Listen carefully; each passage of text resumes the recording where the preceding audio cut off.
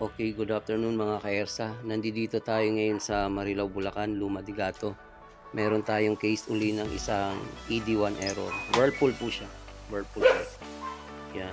Kadalasan itong problema. Lalo na pag nakababad sa saksakan. Test po natin ulit.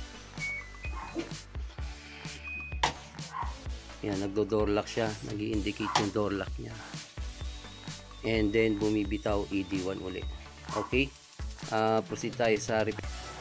Okay mga ka-ERSA, nagbabalik tayo no? After natin ma-repair yung Whirlpool at ED1 error. So ito, test kami ngayon. Ayan na siya mga ka-ERSA, nagwawash na siya. And also naikwento sa akin ni ma'am na may humawak ng technician ito at nagpalit ng, nasaan yung board?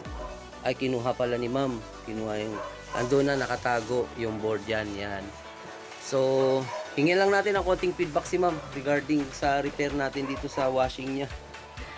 So far, salamat po kasi dalawa na yung tumingin. So kayo lang po yung nakakita ng pinaka kailangan i-repair po sa washing. Salamat po. Thank you ma'am. Ayan mga ka-ERSA. So, ito yung washing niya. At medyo may problema pa siya kasi napunit din pala yung rubber nito mga ka-ERSA.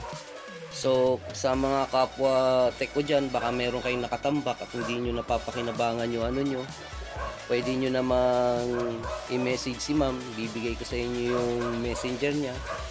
Wag na nating mahalan yung ano, rubber lang naman yan. Okay? Thank you mga ka-ERSA at salamat po sa mga nagsasubscribe at sumusuporta sa page ko at saka sa YouTube channel ko. Thank you po and God bless po sa lahat.